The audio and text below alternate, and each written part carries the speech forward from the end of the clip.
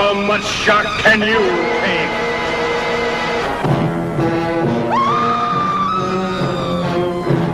To complete a double night of horror, a monster's nightmare of terror, turn loose in a fight to the death.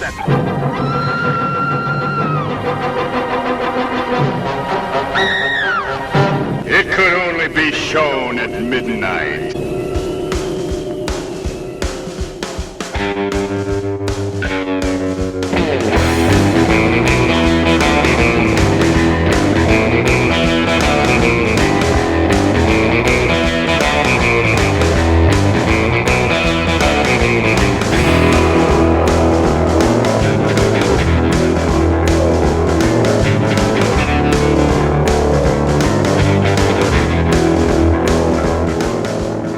Played this song on the previous iteration of this podcast. The song is Calling Dr. Gangrene by the Gino Royd Experience. It comes from their album Tales from an Imaginary Spook Show. It's a great album. And like I said, we've played this on the show in the past because whenever we play it, we are visited by one of my favorite horror hosts. It's Dr. Gangrene, and he's joining me this week on the podcast devoted to the classic and sometimes not so classic genre cinema of yesteryear to talk about a movie starring our man, John Agar, one of the patron saints of what we do here at the podcast, the other two being Bela Lugosi and Boris Karloff, of course.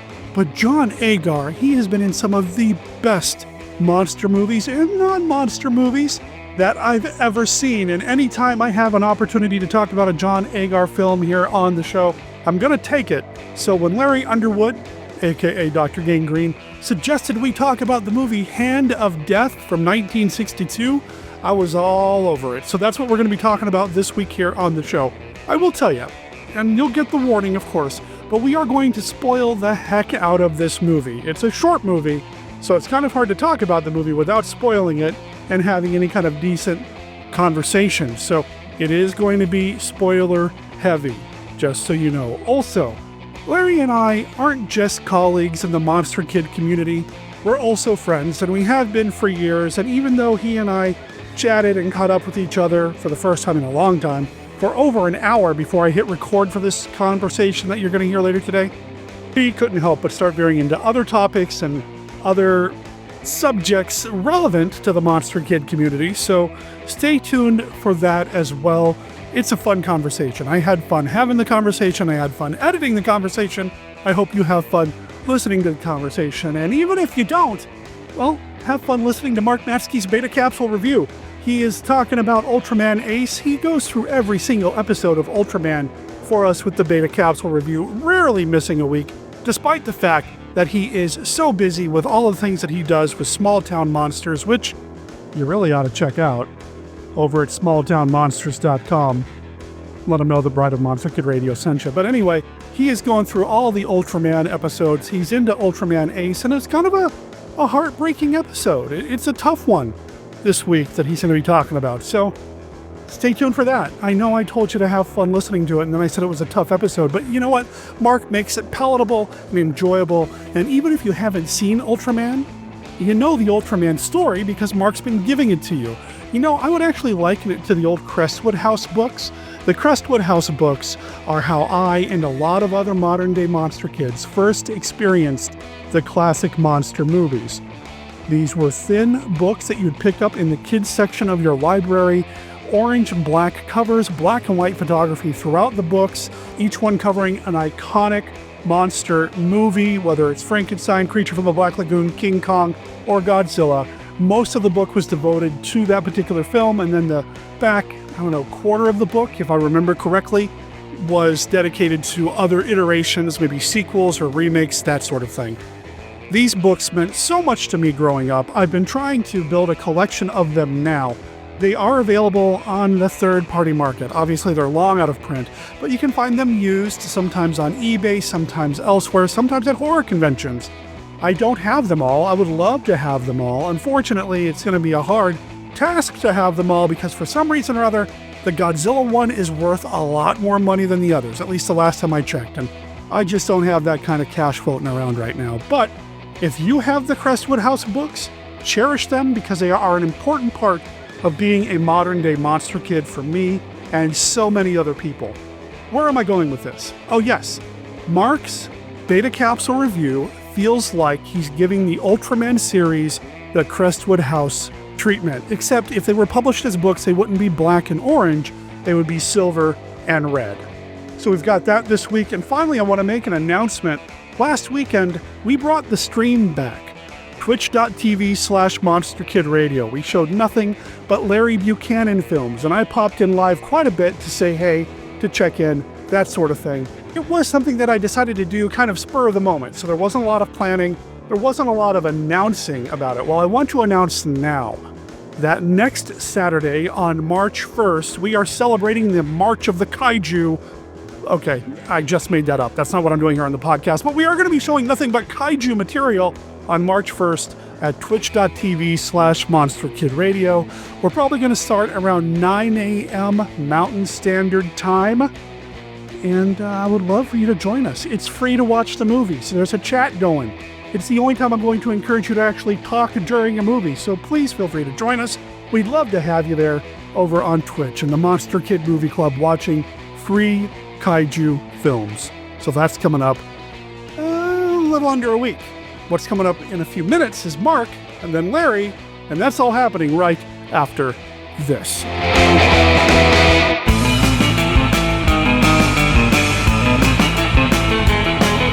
Beware the frozen death from Antarctica. New horror, excitement, suspense overwhelm the screen in The Navy vs. the Night Monsters. Starring Mamie Van Doren, Anthony Isley. Terrorific, The Navy vs. the Night Monsters. Color. Women of the prehistoric planet. See what happens when an expedition to the moon is forced down on a weird, uncharted planet and comes upon prehistoric woman. With all primitive passions unleashed. Starring Wendell Corey, Keith Larson, John Agar, Paul Gilbert, Mary Anders, Irene Sue. See both these excitement-crammed color features on the same program. The Navy versus the Night Monsters, plus women of the prehistoric Have planet. something to share with Bride of Monster Kid Radio? You can email the show at monsterkidradio@gmail.com, or you can call and leave a voicemail at 360-524-2484.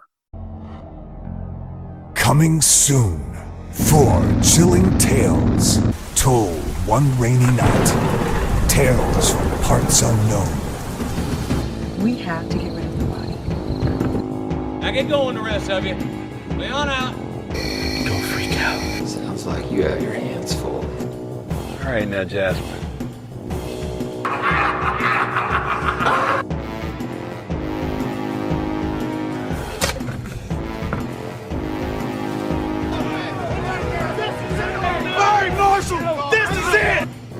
Is me back my daily mode.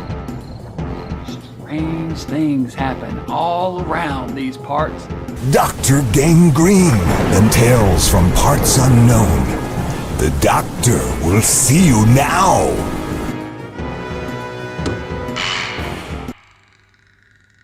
Live from the Land of Light in Nebula M78, home of the mighty Ultra Heroes, it's Monster Kid Radio's Beta Capsule Review.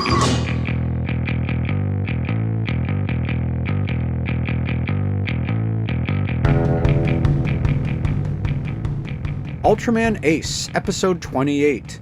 Goodbye Yuko, Sister of the Moon. A message flashes from the full moon that only Yuko Minami can understand, presaging the emergence of terrible monster lunatics. Tak responds to the creature with force, but it burrows underground. Minami, who seems to have special knowledge of the monster, suggests to Hokuto that they transform into Ace, which they do, drilling below the surface to battle lunatics in a molten cave. Taking the fight back to the surface, Ace prevails, but Minami is moved to tears, and soon explains why, dropping a bombshell revelation that will change Tak forever.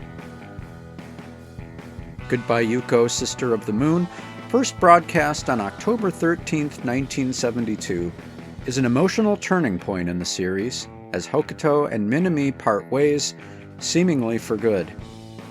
The episode is appropriately beautiful, bathed in moonlight throughout, and often accompanied by Claude Debussy's Clair de Lune. Even though the title indicates a goodbye is coming, it's still appears as a shock. Evidently, this was true not just to viewers, but also to Mitsuko Hoshi, who played Yuko Minami. In later interviews, she shared that she had no idea about her exit until she saw the script for episode 28, and she blamed herself for the character being written out. The producers insisted that Hoshi was not the problem, pointing instead to the difficulty of creating scenarios in which the two leads could combine. Fortunately, there were no hard feelings, and Hoshi would go on to appear in episodes of Ultraman Taro and Mebius, as well as the feature film Superior 8 Ultra Brothers, in which she was reunited with Keiji Takamine, bringing Hokuto and Minami together once more. For Monster Kid Radio's Beta Capsule Review, this is Mark Mansky reporting.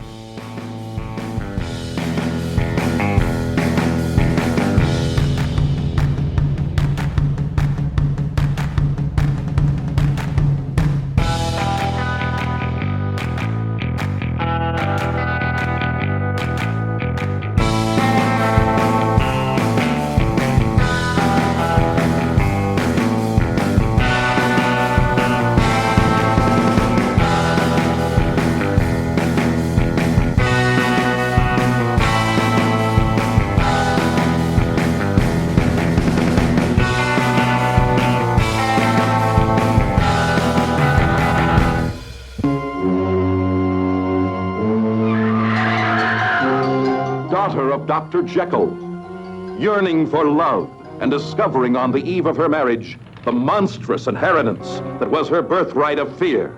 Oh, I still shudder when I recall that face, like some perverted mask of evil out of a legend of horror. Then you saw him as Hyde? Once, at the very last, just before the mob caught him. They almost tore him to pieces. The villagers broke into this tomb and drove a stake through his heart.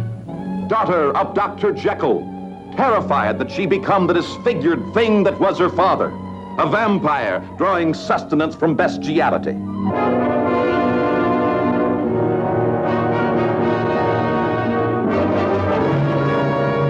I've got to get a stake and drive it through my heart and bury me beside my father.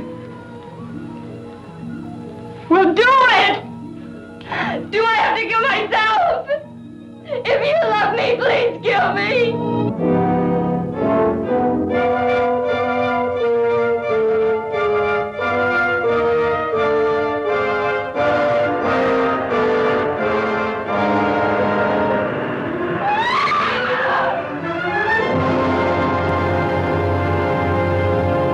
Put aside the everyday world and come with us into the realm of imagination, the middle ground between light and shadow, the Twilight Zone, where time's unbreakable chains can be snapped like string. What's today's date? March the 5th. What year? Why, 1917. 1917. It's March the 5th, 1959, Lieutenant. The Twilight Zone, where fate's castaways wait for a tide that never turns. They could die only once. Just once. But we could die 100 million times. We'd ride the ghost of that ship every night for eternity. The Twilight Zone, where life's merry-go-round runs out of kilter. This way, that way, never the same way twice. Enter this world of imagination. Rod Serling's The Twilight Zone, Friday nights on most of these stations.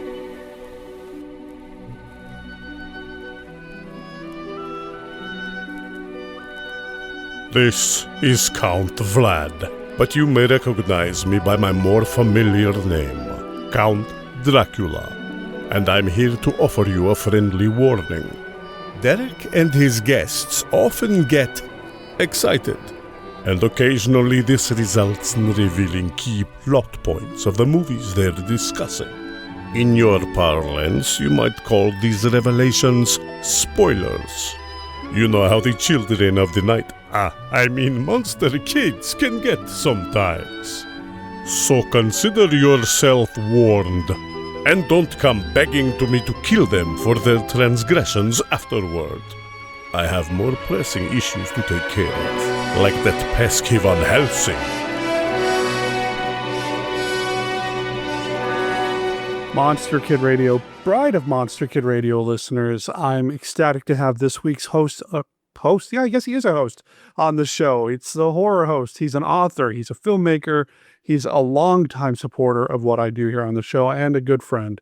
It's Dr. Gangrene, also known as Larry Underwood, also known as somebody that loves John Agar films as much as, if not more than me. Welcome back to the podcast, sir. Thank you so much, Derek. Man, great to be here. It has been way too long. We've spent over an hour just catching up before I hit record for the podcast. There's so much going on in the world of Gangrene these days, including an upcoming show. I want to get this out there right away, beginning of March, right?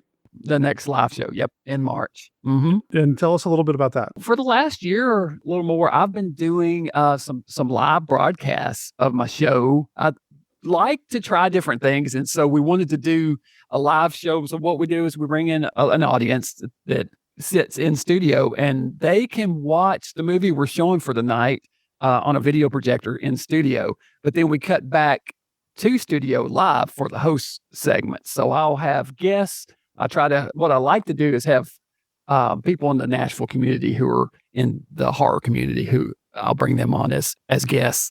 And then we'll have a live band and we'll have a live audience. So like I said, it's a fun little event. I've really enjoyed doing these and the crowd really likes them. So having a good time with it.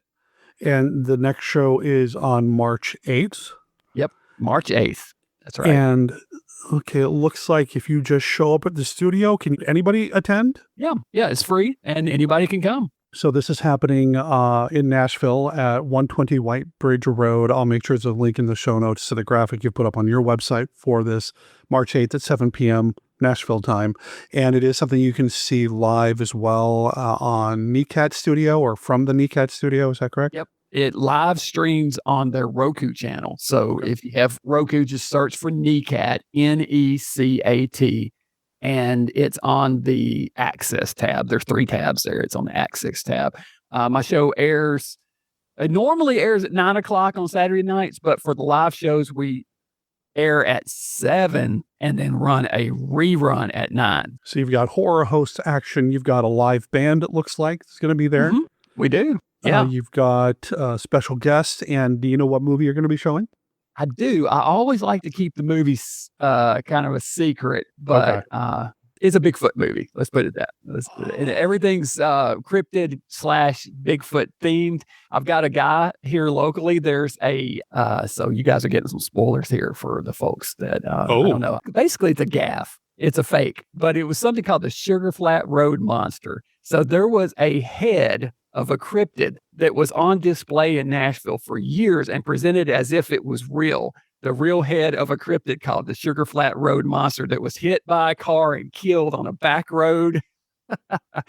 And so this thing used to sit in the window of this store in Lebanon, Tennessee. I've gone up and shot an episode there before. The store's gone. It was a old thrift store called Cuz's Antique Store, and it's gone. But the head has become famous.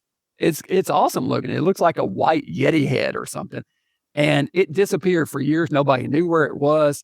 I was doing an appearance in Nashville a couple of years ago, and I got to talking to this guy, and he mentioned that he was the son of the owners of Cuz's. And I asked him about that, if he ever knew what happened to the head. And he said, "Oh, yeah, I've got it." So what? He's going to bring it. So we'll have an actual cryptid head, the head of an actual monster there. That's awesome. Okay. If you are in the area, definitely go. But if nothing else, fire up the Roku, check it out. That sounds like a lot of fun. Yeah. The band's called Nightmare Beach. They call themselves Fart Punk. So. Okay. Do with that what you will. But yeah, the punk band, live audience, Bigfoot movie, an actual cryptid, and some other special guests. I've got another podcaster who's coming on, has a podcast called Parareality that does cryptids and UFOs kind of stuff. So he'll be in studio and some other surprises and whatnot. So it'll be fun. That sounds really cool. And also on your Instagram page, it looks like a little bit ago, you posted clips from a News Channel 5 story about what you do. I'll make sure there's a link to that as well. It looks like there might be some footage from one of the live shows there. That just looks like a cool setup to have that in-studio audience. That energy's got to be amazing. It really is. It's fun. It brings back, performing days of getting up and being on stage in front of people. It's because that's exactly what you're doing.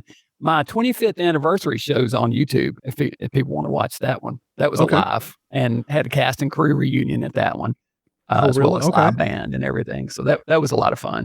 And that's just under Dr. Gangrene? Yeah. Well, we'll make sure there's a link to that as well. Listeners, I hope you're taking notes, but in case you're not, there will be links in the show notes to everything that we're doing and talking about here. YouTube is also where you post yearly countdowns. Every Halloween, you do like a countdown for a particular type of movie. And I know what you're doing this year for October. We're not going to tell the listeners, though. You need to subscribe to the YouTube channel because every day in the month of October, what Dr. Gangrene does is he picks a theme and then 31 different movies for all 31 days of Halloween. Within that theme, what are some of the themes you've done before?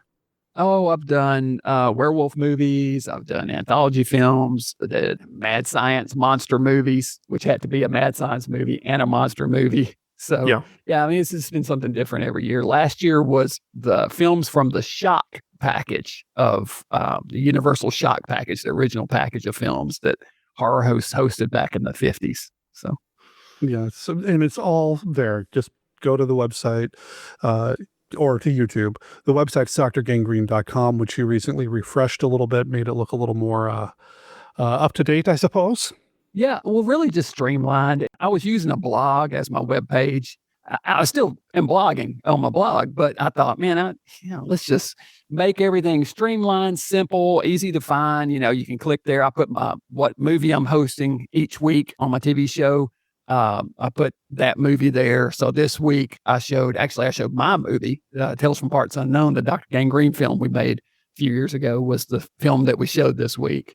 But you can find the movie of the week there. You can find my store, but it's just real simplified. That was the whole reason for doing it. So again, link in the show notes to all of that. I'm just constantly amazed at how you are continuing to keep the horror host tradition alive while also kind of evolving and growing what you're doing as Dr. Gangrene. I know there's some super secret projects that you're working on right now that we don't want to talk too much about, but there are some really cool things percolating in the brain of Gangrene right now that I can't wait for y'all to see. I can't wait to see. Well, I appreciate it, man. Yeah, I've got a project, really one right now that I've been working on for really about 20 years. And it will wind up being, without saying too much, going in too much into detail, because you know how it is. Once you are working on a project, if you talk about it too much, sometimes you can talk all life right out of something. I've been there. But it'll wind up being a book and documentary. I'm in the middle of working on that right now and am pretty stoked for how it's going. It's super cool. I haven't seen anything with the documentary. I have seen some of the book material. I can't wait. It's got some stuff in there that I'm excited about, learning more about. It's going to be cool. It's going to be really cool. So listeners, keep an eye on Dr. Gangrene. He's got some great stuff coming. Appreciate it, man. And hey, Bride of Monster Kid. I mean, hey, a spinoff. This is like 2.0. I love it. Yeah. We're calling it the second season, even though the first season ran for over a decade. So that's more than The Sopranos. Yeah, we're doing the opposite of what the BBC does, where they do like 4 episodes and call that a season. We went over 666 episodes and said that was season 1. So. Awesome. We're having a good time, and we're trying to find some of the old Monster Kid Radio irregulars and bringing them back to the show because it's been way too long since we've had people like you on the show and a lot of the other guys and gals that have been part of the show as well. I know you've been busy doing, the business of Dr. Gangrene and real life and everything. Plus, you've been working hard to make sure one of the original horror hosts that inspired you gets recognition in your home area. I did. Sir Cecil Creep. This is something I'm super proud of. Sir Cecil Creep was just recognized in Nashville. I proposed that they put a marker up for Sir Cecil Creep, a permanent historical marker. And the Nashville Historical Commission approved it and got that done, which is pretty exciting. The idea came from a friend of mine named Ben Wilkinson, who spearheaded getting a marker for Betty Page a couple of years ago. And he and I were hanging out at that same convention where I reconnected with the Sugar Flat Road Monster guy. But Ben and I were sitting at the convention talking, and I told him, what would be really cool is if I wonder if they would approve one of these for Sir Cecil Creep. And he was like, man, you should totally pitch that. So I did, and they agreed, and it was amazing. The mayor of Nashville came out to the induction ceremony and spoke a little bit about Sir Cecil Creep. Oh, how cool is that? Really cool. And that's on YouTube too. People can see that induction ceremony. And that's on your channel as well, isn't it? It is. It's on YouTube. The marker is beautiful. It's big. It's bigger than I thought it would be, when you see the actual historical marker in person. And it's located right outside of the house that Russ McCown owned in Nashville. How cool is that? I love honoring the horror hosts of the past. They've really kind of laid the groundwork for a lot of what we love about being a monster kid. So that is just so cool, man. Oh, absolutely. And Russ, Sir Cecil was our second host. There was another host in the 1950s named Dr. Lucifer, who was That's the first guy guy. that I want to know about. That guy looked cool. He cut quite the figure, man. Yeah. Oh, yeah. He was great. The very little of his footage exists anymore, just the opening and closing credits, because those were shot on film. Everything else was done live in studio back then. So it doesn't exist, it's unless someone would have happened to have a film camera pointed at the TV, with a kinescope floating around somewhere, which doesn't seem to exist. So at least we have those bits of his show. Yeah. But yeah, so Sir Cecil was a guy in the 70s that just was a rock star in Nashville. And to this day, you mentioned his name and native Nashvillians perk up. That's so cool, man. I wish we had an active horror host down here where I'm at now these days, because I feel like it would be a important part of the community to kind of grow, if there was something like that down here. So yeah, it really is something cool on the local level. It's nice to be able to connect with people internationally with the internet and everything. It opens up the possibilities. I get people that watch my show from all over who contact me regularly and say, hey, dig what you're doing. But really on the local level is where horror hosts really work, Mm-hmm. Your guy or gal, Definitely would like something like that around here. So I'm so jealous of what you're doing in the Nashville area. If I could just pop on over and go to every one of your live shows, I'd be there, man. So listeners, if you're in the area, if you're in the Nashville area, make it a point to go check out and see what Larry's doing. If nothing else, pull up Roku and see what he's doing on the live shows, because it just sounds like a super fun time. Almost as fun as watching a John Agar movie. Almost. And I have shown a John Agar movie. I just showed one a couple of weeks ago. Good old Night Fright. I like Night Fright. I know a lot of people don't really view that one with a lot of regard, but I really like Night Fright a lot. Yes, I do too. I think I love a good monster movie, Yep. And it's got plenty of a guy in a suit stomping around, threatening people. I dig that. And it's John Agar as the sheriff, and he's so good. He's so good. And it's got a connection to Manos, The Hands of Fate. James Sullivan, the guy who directed Night Fright, worked on Manos as an editor. And I think that's just a neat little connection, considering, I don't know what it is about the Texas area, but I assume this was shot in Texas as well. But I mean, that's not the movie we're talking about this week. Maybe next time I have you on, we'll talk about Night Fright, but I really like it. Sure, it's not a great movie, but it's entertaining. I'd rather watch Night Fright than a lot of current stuff that's made. Yeah. Well, and these movies, they don't overstay their welcome. That's something that you and I were talking about before I hit record, is that a lot of these monster movies that we love, just over an hour long, in and out, do their job, call it good, move on with your day. These movies these days, one of the movies nominated for Academy Awards is almost 3 hours long. I mean, come on. Honestly, I feel like an hour is the perfect length for a movie. I've always thought that. I love doing that countdown last year where I was looking at the films from the Shock package. a lot of those old Universal films, those were all Universal films. A lot of those Universal films from the 30s, 40s, whatever, those early Universals are right at an hour. Yeah. You know, and it's just like those mummy movies, they're short, sweet, boom, done. Yeah, they do what they need to do. They get out. They don't overstay their welcome. They don't need to. For the kind of stories that they're telling, they don't need to. They do exactly what they need to do, like the movie we're talking about this week. So we finally got around to it. This is the story of an experiment that backfired. I'll get them out. No, don't touch him.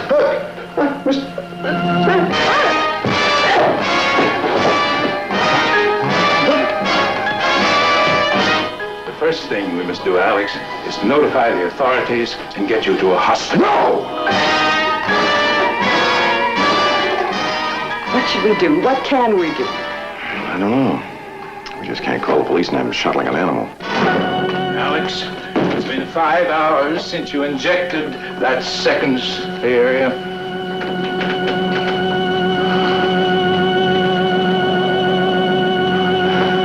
My God. Dr. Ramsey?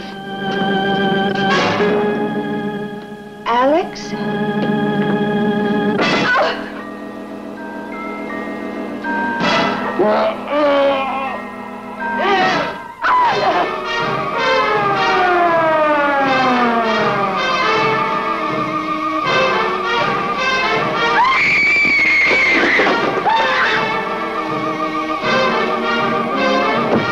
Operator, answer. For God's sake, answer.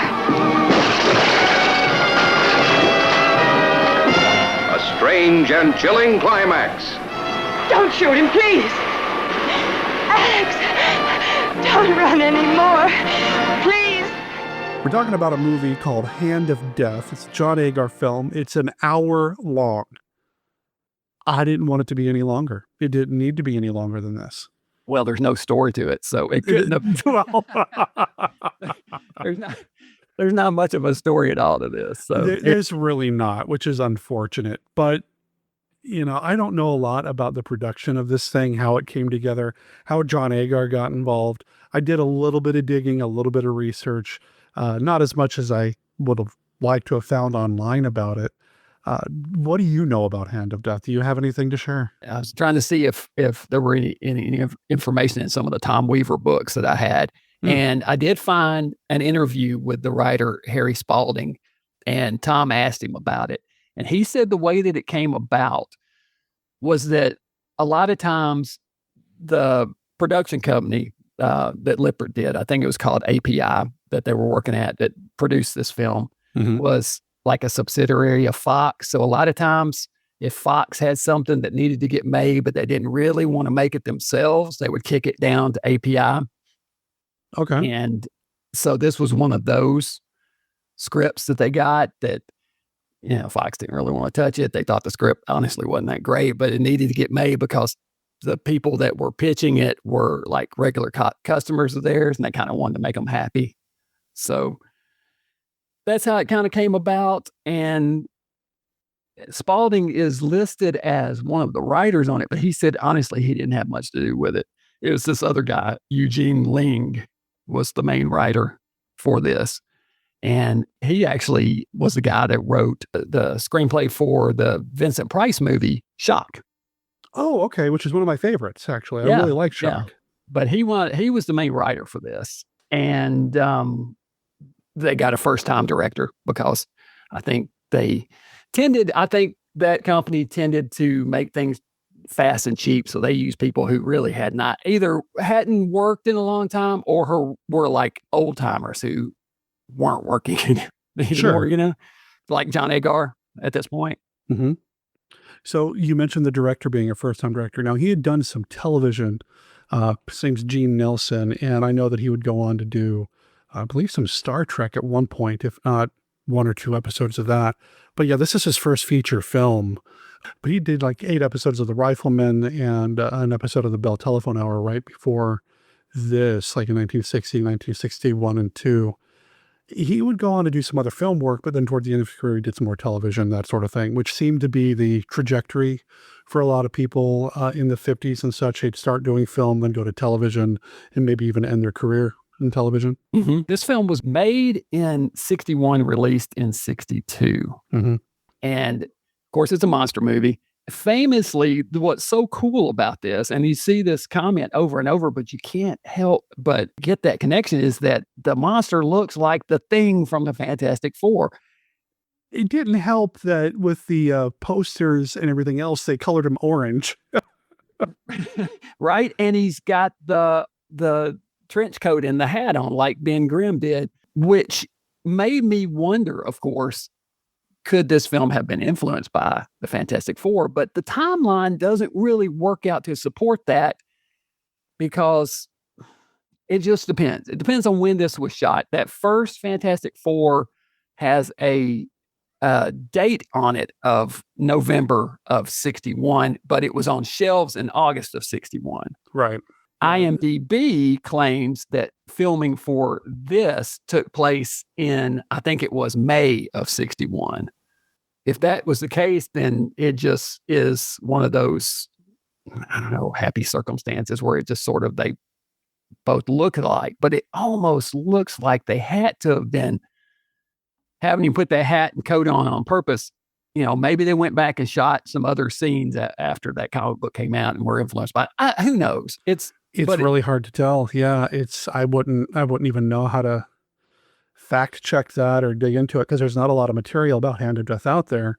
The makeup artist isn't around anymore. Bob Mark passed away in 68. So there's nobody to really interview or talk to about the design. And yeah, you're right. Seeing him walk around with that hat, the fedora, and that hat and the jacket, it's the Thing. I mean, he does something very unthing-like. He doesn't have the Thing's powers or anything like that, but it looks like the Thing. Now, in Fantastic Four #1, does Ben Grimm wear a coat and hat? He does. I went back and looked at that comic book today. Matter of fact, he's in a store trying on a coat when it opens. Fantastic Four #1 opens with like a kind of a bat signal kind of moment. Reed Richards calls all the Fantastic Four together to come help with a crisis that's happening. And so that's kind of how it opens. But a Thing is trying on a coat, and it ends with a shot of the four of them, and Ben's got the hat and the coat on in the last frame of the comic book. Okay. So who knows, man? Maybe it was an influence on this. Maybe they did it on purpose. Maybe it was just one of those, those things that just. It's hard to tell. I mean, it's so hard to tell because he looks like Ben Grimm. So much so that I'm even using an image of the monster in the cover art for this episode, hoping to get some of that. Hey, is this about the Fantastic Four? Listen to, and then, oh, wait a minute. Yeah. But he looks like Ben Grimm, and it's crazy to me. Now, in the movie itself, they actually talk about how he's all black. He's blackened.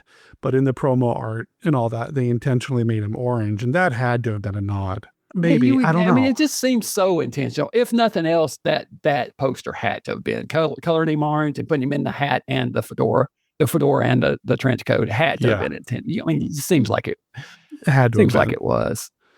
Yeah. And do we know, did John Agar play him as the monster as well, or did they get somebody else? I don't know.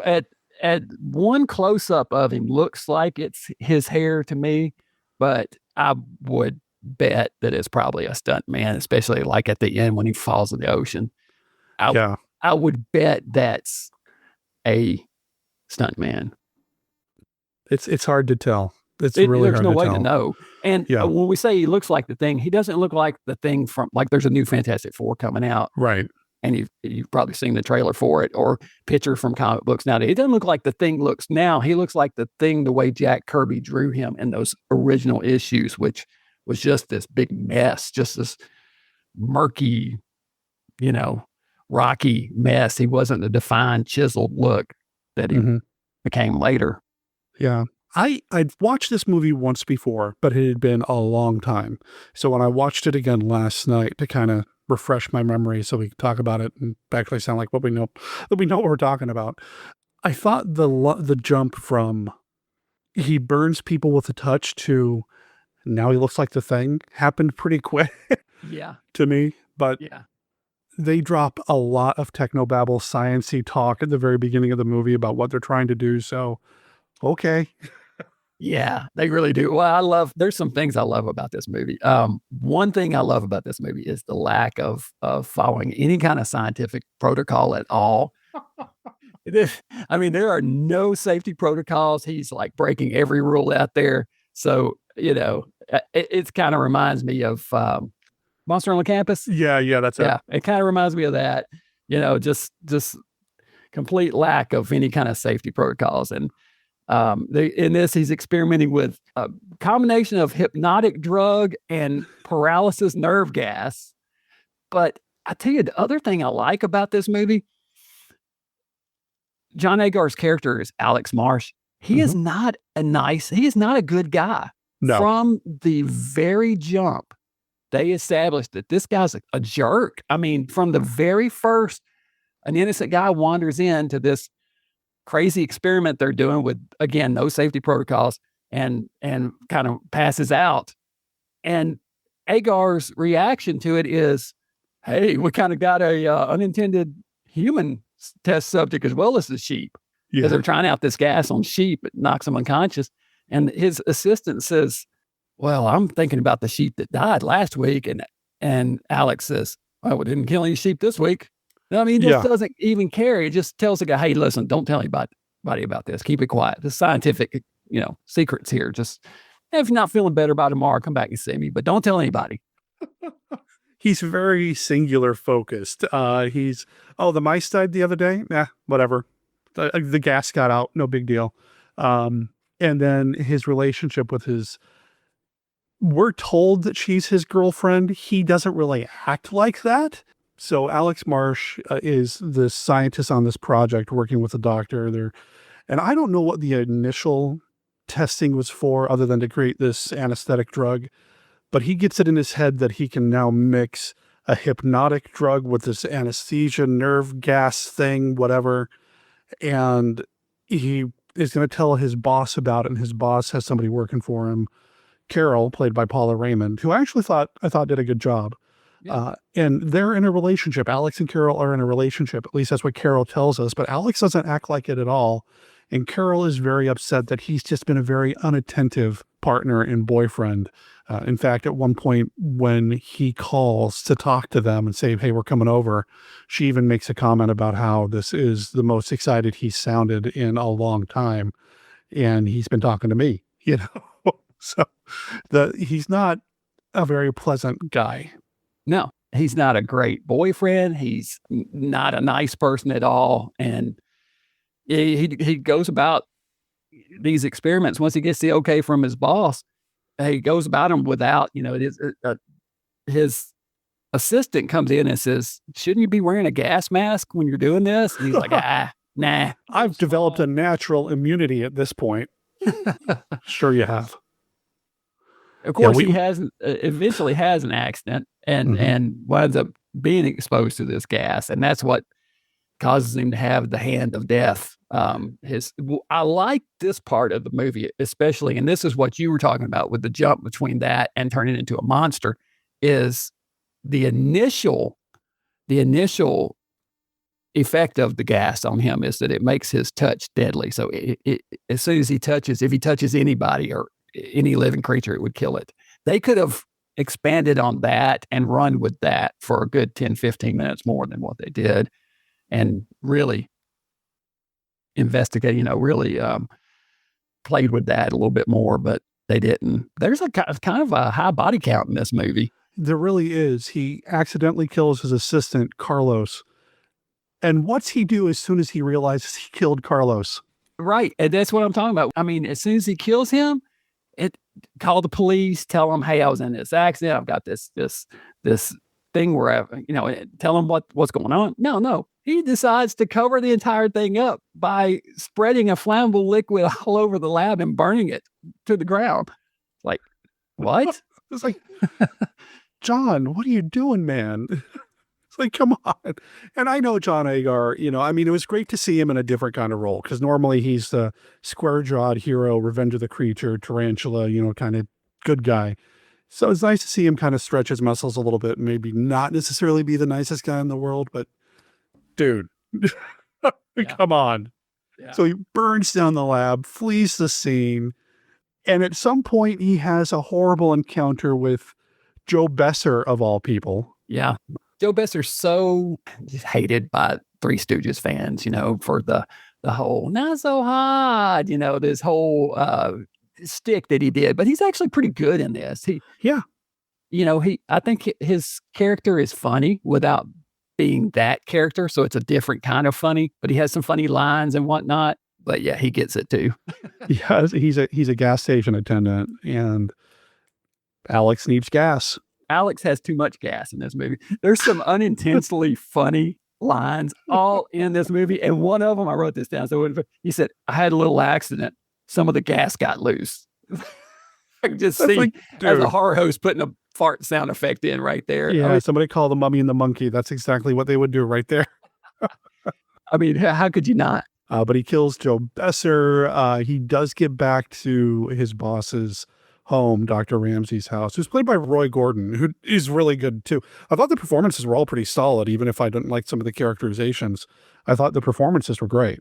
And Roy Gordon as Dr. Ramsey, who does seem concerned that Marsh is starting to lose his grip, is going to help him. He puts him up. Yeah.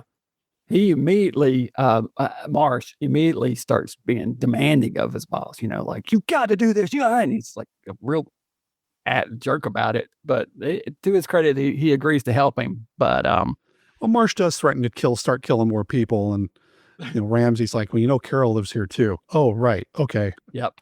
And before we get any further, we got to talk about the music for a second. Okay. I was going to get there. Outstanding in this. I loved it. Oh, it's so good. Cool, like mix of theremin and bongos and organ that is, I would like this soundtrack. This is cool music. This is a great score. So Sonny Burke is credited as the composer. Somebody call David Schechter because we need this on CD. This is a great score, and he'd done quite a bit, worked in the music department for a lot of films. He's credited as composing 10 different films and TV shows over the years, mostly TV. Did some stuff on like the M Squad, and I could totally hear that, through this. It's kind of theremin. Sometimes it's a little jazzy almost. It's really good. Yeah, it's cool. And the cinematography in this is done by Floyd Crosby. Yeah. And so, shot all those great Roger Corman movies. A lot of the Poe stuff was shot by him, of course, famously the dad of David Crosby. He did High Noon. He did High Noon. Yeah, come on. Academy Award winning cinematographer, shot Hand of Death. Yeah. Yes. And he did a lot. Fireball 500, which I really like.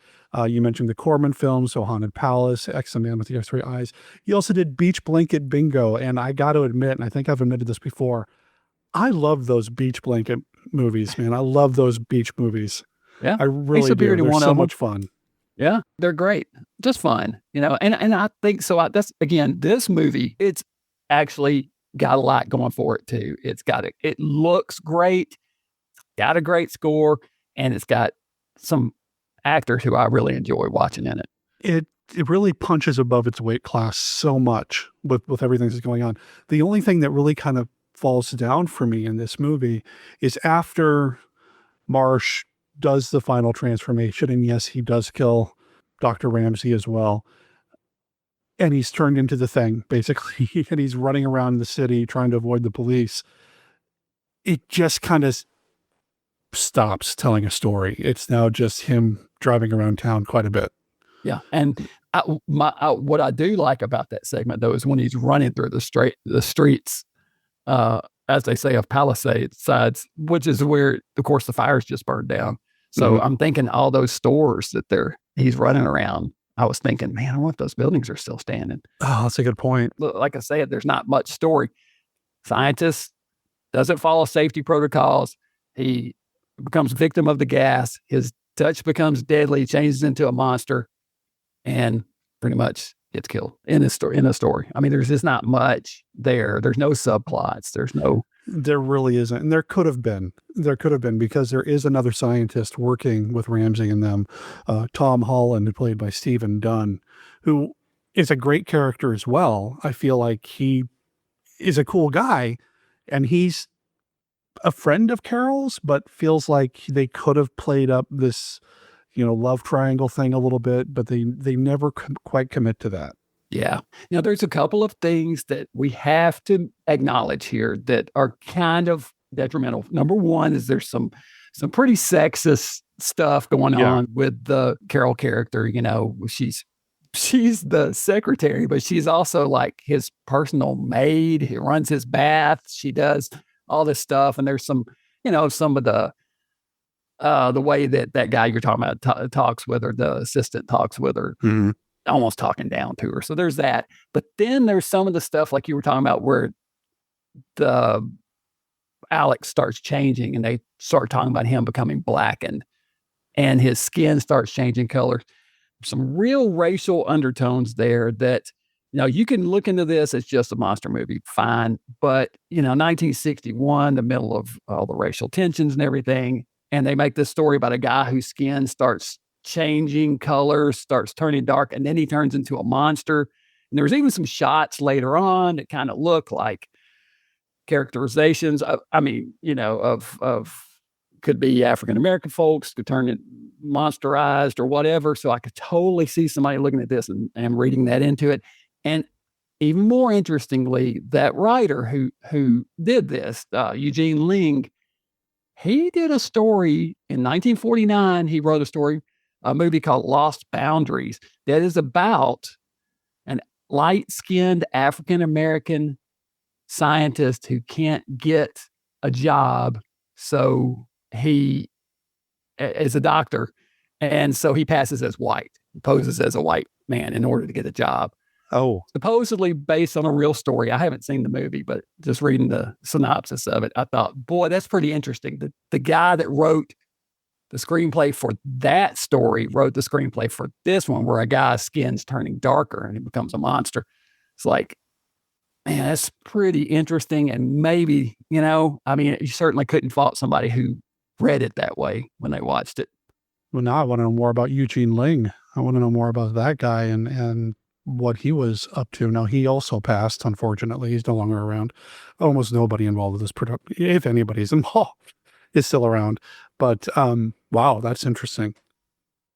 And I had read that too, that one way to look at this movie is to kind of read that into this, which, whether it's there or not, take from it what you want, what you will. Yeah, well, that's the whole thing about subtext. It's what the viewer brings to it. So, if that's what someone watches this movie and that's what they read into it, that's just as valid as anything else. So, what was that documentary that was done a couple of years ago about all the African-American movies to trace the history of them? You know what I'm talking about? I do, yeah. Wasn't that on Shudder? Horror Noir. Horror Noir, that's it. That's right. Yeah, absolutely. They would 100% read it that way. And you almost can't fault them for it. But for me, it's a monster movie, and it's got John Agar. It's got a lot of good things going for it. I'm 100% on board, man. It's the thing, you got to acknowledge the good and the bad, right? That's true. That's true. You have to. To not do so kind of disrespects the history and the people that have lived through it anyway. So you're absolutely right. So if you see that in here, great. If you just see it as a monster movie, great. I watched it as a monster movie first and foremost, because that's what we do here on Monster Kid Radio, or Bride of Monster Kid Radio, but that is there. Sure. And hey, look, we're calling out Horror Noir, telling people to go check that out. That's on Shudder. Fantastic documentary. It really is. That goes through the whole history of films from that perspective. So, it's great interviews, great people talking about the movies. It's a really good documentary. I do highly recommend it. Mm-hmm. I do like the movie overall. I do like all the pieces that go into it. I did like Joe Besser. I love that we have, of all people, Butch Patrick appears in the film. Yes, he does. I can't wait. That. Yeah, I didn't know. And I guess, like I said, I'd seen this once before because I picked it up on DVD when it came out on DVD years ago. It's the last time I watched it. So when I watched it last night, I was really paying attention to the credits and everything. And right there at the top, Joe Besser's listed. I'm like, oh yeah, he's in this. And then Butch Patrick's mentioned, like, oh, Eddie Munster's in this. Yeah, he's the little boy at the end of the movie. And that was a pretty suspenseful moment, I thought. because he's playing on the beach, and Alex Marsh has been running from the cops, avoiding everybody, and he knows his buddy Tom has a beach house that he doesn't use very often, so he's gone to the beach, and he's running around on the beach, and he falls asleep or passes out in the rocks, and Butch Patrick, this little boy, David or Davy or something, is coming across him and is like trying to, like, afraid to touch him, but wants to touch him because he looks so weird. And he does it a couple of times. I'm like, oh no, they're going to kill a kid. Oh no, they're going to kill a kid. This is pre-Monster, so he's really young. Yeah, I didn't even recognize him. In fact, when the movie was over, I went back. I was like, who did Butch Patrick play? Oh, okay. Yeah, only kid in the movie it had to be. Yeah. One thing about that scene that's kind of funny, if you watch it, and this is probably just being a kid, he probably did this without being told. They probably thought it was funny, but he looks like he goes to touch him a couple of times. So you could imagine the director's off camera going, all right, reach out to touch him. Okay, reach back. Okay, reach out again. Okay. Before he runs off, he stops and it's down below camera. You can't tell, but he kicks. You could tell, it looks like he kicked sand on him and then runs off. It just cracked me up. I was like, he just kicked sand on the monster before he ran off. Yep. I don't think he was told to do that. I think he just did that because he thought it was funny. The end of the movie does happen at Tom's beach house because Tom has sent Carol there to stay away from Alex because Alex is now out of control. Well, Alex is going to Tom's beach house because he thinks that's a safe place to be. And of course, they encounter each other. And there is the threat that Alex may accidentally kill Carol. You made a comment earlier about how Carol is kind of treated in a very poor way because she does all the cooking and the laundry and helps the doctor and all that. Dr. Ramsey is wheelchair bound, to be fair, so he does need a little bit extra help, but we moved past that before I had a chance to say that. But yeah, so we've got Alex and Carol confronting each other in Tom's beach house. The cops show up, and then it just comes to an end, and it's an hour, and we're done. Mm-hmm. Mm-hmm. It is short and sweet. There's not much else to it, not a lot of story, but for what it is, made on a shoestring budget, I dig it. I think it's got a lot of good things going for it, like I said, and I think this movie was pretty much unavailable, almost lost for a long time, and then it resurfaced. Right around the time I started doing my horror host show, it seemed like was the first time somebody gave it to me on VHS. It was not available. And then I saw it streaming last week, which, I had it set to record. My DVR recorded it. I guess I must have, I don't know, set it up to, I don't know how. Anyway, I was glad it did. So, yeah, but it looked great. It looked so much better than that old VHS copy I'd seen years ago. And I had not watched this. I'd only seen it once before too, like you. So I was looking forward to rewatching it so you and I could discuss it today. I remember it was hard to come by, and when it did come out on DVD several years ago, I was super excited because here's a John Agar movie I've not seen. I'd read about and I knew was out there, but I'd never seen it before. So I snatched up the DVD, and it's a decent transfer. It doesn't look bad at all. Mm-hmm. No, this looks great. I remember someone sent it to me when I did that music video for John Agar Rules, Dead Elvi. Thank you. The Dead Elvi music video. I did a little for the heck of it for YouTube. And I was collecting videos from all the movies because they list off a whole bunch of his movies during the song. And the line about this one is, he turned into a walking baked potato in the hands of death. A walking baked potato. That's pretty much what he looks like. Yeah. Doesn't look like the DVD is available anymore. The DVD does appear to be out of print at this point. But it did come out in 2015. If you can stumble across it somewhere used, I would recommend it, although I think it has turned up legally and illegally on various streaming sites. So I'm sure you can find it that way if you want to play in that part of the internet. But it's out there, and it's really cool. If nothing else, I mean, you got another John Agar movie to add to your collection, and you got a pretty unique looking monster. Yeah, I think that's the monster design is what really makes this cool, is that just murky, muddy, mess of a monster. It doesn't look like But when they put the hat and trench coat on him, it's 100% over the top. That's it. I'm sold. Murky, muddy mess of a monster. I'm writing that down because we're going to use that in the show notes. I love that. That's exactly what it is. And it's also cool to see a movie that is shot basically on the streets of LA. You've got this, the time capsule basically of what the area looked like at the time. You've got these cool late 50s, early 60s cars.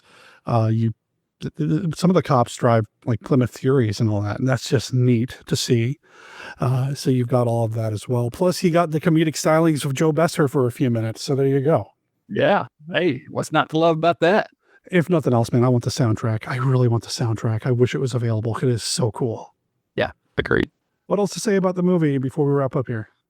That's about it, man. I mean, it's short and sweet. I think it's pretty fun. I mean, I wouldn't say it's a great movie by any stretch of the imagination, but that's not my criteria for enjoying something. It doesn't have to be a good movie for me to have a good time with it.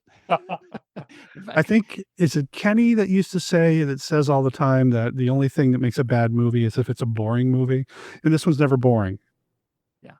Yeah. So this one never bored me. You've got John Agar carrying you along. You've got some awesome music. All those scenes where he's just driving around the city, you got this great soundtrack carrying you along. So even if you get bored watching a monster drive a car, which I don't know who you are, if you get bored watching a monster drive a car, I don't know if we're friends, but you got the cool music playing in the background too. So you got that going. I was enjoying looking at the shops as he was running through the streets and trying to see, okay, what is that? That looks like a restaurant. Oh, there's a costume shop. Oh, what is that? Yeah. And, not to rely too heavily on the Internet Movie Database, it lists a number of the filming locations as well. So if you want to do some digging, if you want to go on a little Hand of Death road trip, I suppose you could. I don't know if you'd want to, but you could. Some of the addresses are actually listed online. Hey, why not, man? Hopefully those buildings are still standing. Yeah, hopefully. And by the way, I just want to say something. You asked me on a previous podcast when I was here, what's my favorite decade of movies? Okay. You asked me that question.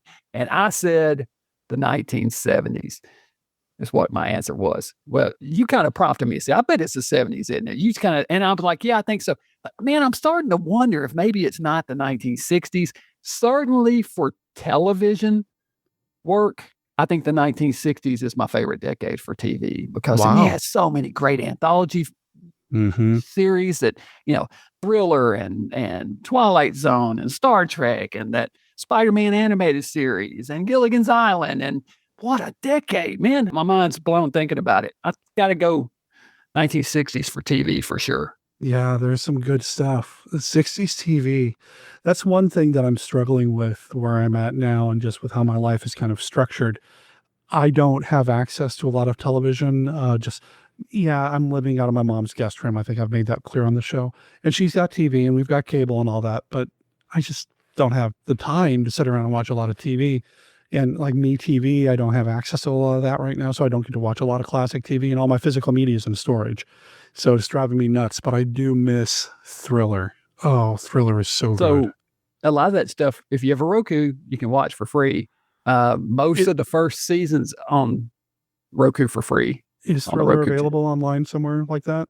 That's great. On the Roku channel, I believe it was. They've got, I was just watching several old episodes recently of Thriller because I found that channel on there. And then on Pluto, they've got a ton of streaming channels on Pluto. They've got one that just shows Star Trek, one that shows Alfred Hitchcock Presents channel. And there's another one. There's another one. I love, and Alfred Hitchcock Hour, both of those. Hitchcock Hour is great. And I know I'm going to say this, and I know what your reaction is going to be.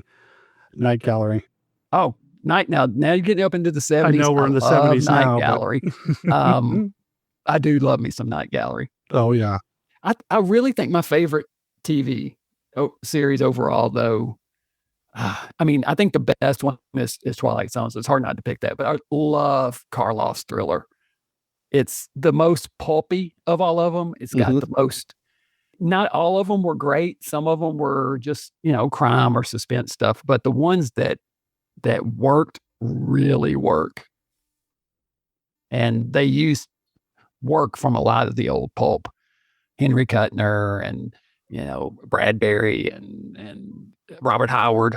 It is Yeah, I was going to say stories. it's the first time we saw Howard adapted for television or film was on Thriller with the Pigeons from Hell episode, which is a great episode. And talk about another story with racial undertones. But yeah. A TV show that I really like that I stumbled across it when it was on MeTV years ago. Maybe it wasn't me, maybe it was something else. Craft Suspense Theater. Ran for 2 years, 63 to 65. Sometimes it was just called Suspense, and I haven't been able to find it since. But it's really good. The opening credit music's actually by a young Johnny Williams, I believe. But it's also in one of those anthology shows from the 60s. It's just really good. Yeah. There was just so much done. It's just a period of explosion of Monster Kid goodness, And speaking of television, I was talking about this when I went on the stream yesterday. I was doing some research about some John Agar material, and I stumbled across an episode of the Loretta Young show that he was in. Have you seen this? No. It's a weird, I guess it's an anthology show. I don't have a lot of experience or knowledge of the Loretta Young show, but it's an episode called Earthquake. And he plays a physical therapist helping somebody who's stuck in an iron lung. And the one clip of it that I watched is him and I think the patient's wife or girlfriend and the guy in the lung all in a room together. And I guess the guy just got out of the lung for the first time and was walking around and they had to put him back in the iron lung. And Agar's talking to him about how hard it is to get back to walking and all that as he's lighting up a cigarette. And I'm thinking, dude. Of course. You're talking about safety protocols earlier in Hand of Death. Yeah, right. He's in an iron lung helping him breathe, and you're lighting up a cigarette right next to his face. Come on. I didn't watch the rest of the episode, but if that's how the episode started, and the episode is titled Earthquake, I don't know what's going to happen to the poor guy in the iron lung at this point. Right. Yeah. But it's good stuff, man. It's such a neat era of film and television and storytelling, some of this older stuff. And I love having an opportunity to revisit it, whether we're talking about a monster movie like Hand of Death, or we somehow sidetrack into anthology TV shows like The Twilight Zone, which I've never really talked about proper on the show. I've talked about one episode of Night Gallery, the Pigeons of Hell episode with David Heath, because I just love that episode and I'm a huge Howard fan. But I've never talked about The Twilight Zone or any specific episodes of The Twilight Zone. I wonder if maybe I need to correct that. Yeah, that means so many. So a lot of times I'm cooking dinner, I'll throw Pluto on and it's either an original old Star Trek or a Twilight Zone or a thriller. But usually it's Twilight Zone or one of those old Star Treks lately. And while I'm cooking, I'll just have that kind of going in the background. And I'll find Twilight Zones, I have not watched every single one of them, so I'll find occasionally one will pop up that I'm like, oh, okay. I haven't seen that. Like I said, it's probably the best series of all time. It's got so much going for it, but then you start talking classic Trek. That's my jam. So, hey, and I have talked about on a couple of days ago. So, even third season episodes that people don't like, I love. I think Spock's Brain is fun. It's goofy, but I dig it. The Savage Curtain's one of my favorite episodes. Spectre of the Gun. I love that stuff. Yeah, with the original Trek's on, I'll put it on. It's comfort food. Yeah, it's good stuff. Good stuff. And chatting with you is always a good time. So I appreciate you doing this. I know this was kind of short notice, but dude, I appreciate you having me on. It's always great.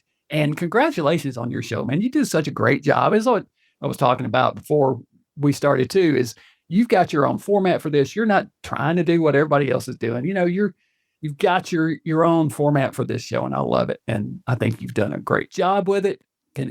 600 and something episodes of the original. Yeah. Dude, impressive.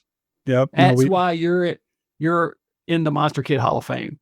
Well, I appreciate that, man. Have they announced the nominees for this year's Rondos, speaking of which? No, not yet. Not yet. I know he's working on it. I know it's been an ongoing process for him, and we're always patient with him, of course, because he's basically doing it himself. So, yeah. But I'm curious to see who's going to make the ballot this year for sure. Various categories. Always good. That. Oh, yeah. I mean, the ballot is like a checklist of all the cool stuff in Monster Kiddom that you might have missed over the past year. Exactly. So there's a lot of people out there that have problems with the Rondo Awards, but what you got to realize is the Rondo Awards are like the People's Choice Awards. It's not the Oscars of horror. It's the People's Choice Awards. Okay. Mm-hmm.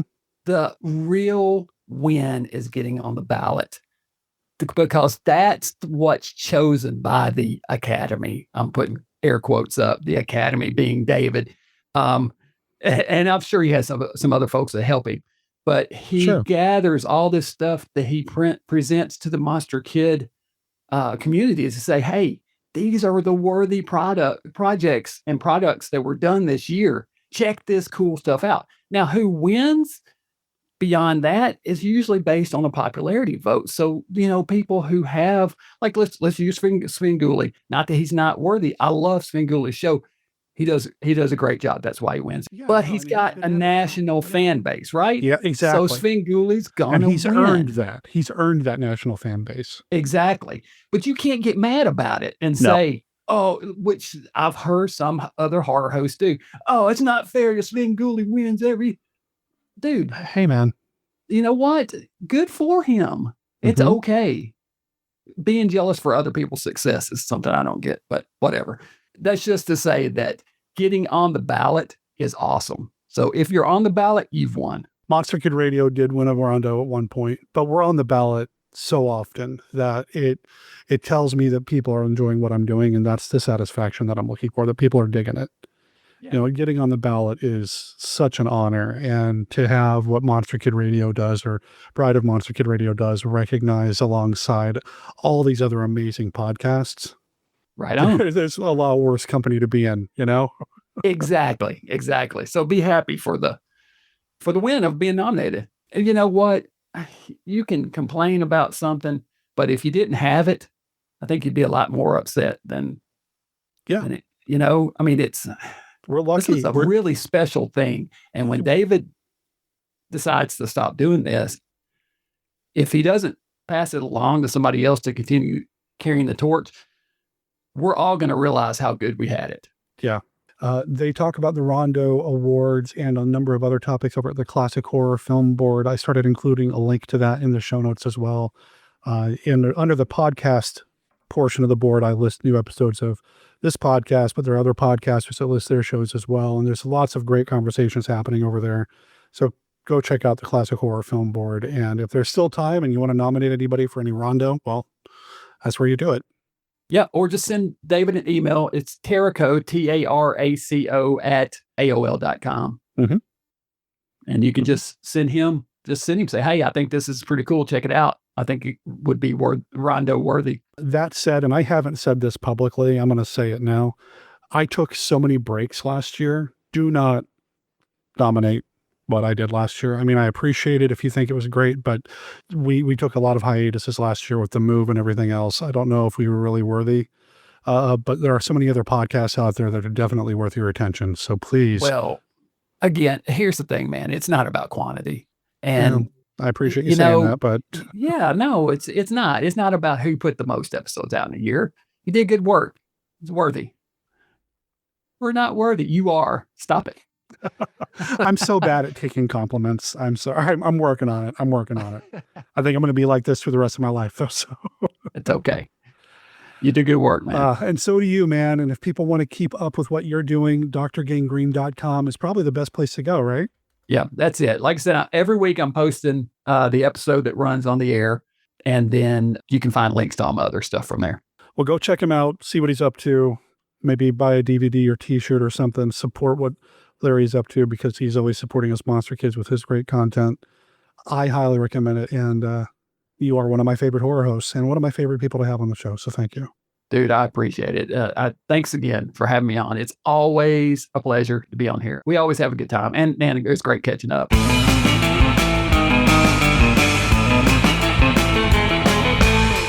I know I told you all to take notes, but really, all you got to do is go to drgangrene.com to keep up with what Larry's up to. I'll make sure there's links in the show notes to his website, to his YouTube channel, and his Instagram page.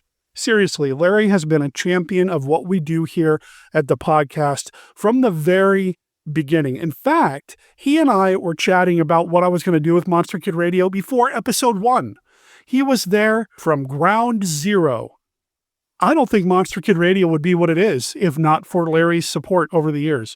So please, throw him some support by going to drgangrene.com and maybe checking out his YouTube page and giving him a subscription and like his videos and let him know that Bride of Monster Kid Radio sent you.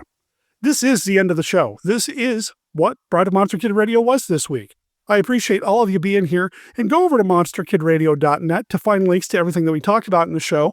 Also, you're going to find links to our Facebook page, our Facebook group, our X, our Reddit, our Patreon. I don't think I have our Blue Sky there yet, but you can find Monster Kid Radio on Blue Sky by just searching for, Monster Kid Radio, and you'll find us on Blue Sky too. Everything's over there. Our contact information is over there as well. So if you have any thoughts or feedback for the show that you want to share, we would love to hear from you. You can email me at monsterkidradio@gmail.com, or you can call and leave us a voicemail at 360-524-2484.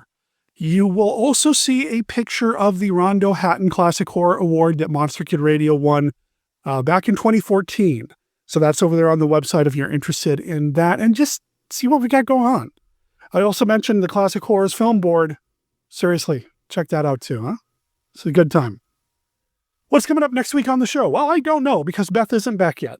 We had to extend her visit to the Vancouver, Washington homestead. Is that right? I don't know if that's right, but she had to fly back to Vancouver, and she had to extend her stay, so she won't be flying back until next Sunday.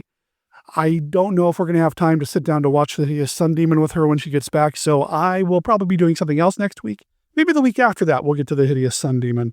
I am still hoping to share that movie with her and get her thoughts and have her back on the show. In the meantime, stay tuned because we'll do something super cool next week, just like we did this week with Larry. Bride of Monster Kid Radio is a Team Death production. All original content of Bride of Monster Kid Radio is licensed under a Creative Commons Attribution, Non-Commercial, No Derivatives 4.0 Unported license. You can learn more about Team Death, our other projects like Death Designs, Mail Order Zombie, the Team Death YouTube channel, and more at www.teamdeath.com. Remember, death is spelled D-E-T-H. All previous episodes of this podcast, as well as the original Monster Kid Radio podcast, are available at www.monsterkidradio.net. Please rate and review Bride of Monster Kid Radio wherever you download your favorite podcasts. Calling Dr. Gangrene is copyright The Gino Royd Experience 2015, and you can find it on their album Themes from an Imaginary Spook Show. There is a version of the song that's an instrumental. That's what you heard at the top of the show. You're going to have lyrics in the version you're about to hear here in a second. Big thanks to them for letting us play their music here on the show. Check them out over on Amazon, Spotify, wherever you stream your music. Check out Themes from an Imaginary Spook Show. It's good music. I dig it. Monster Kid Radio approves. My name's Derek M. Cook. I'll talk to everybody next week. Ciao.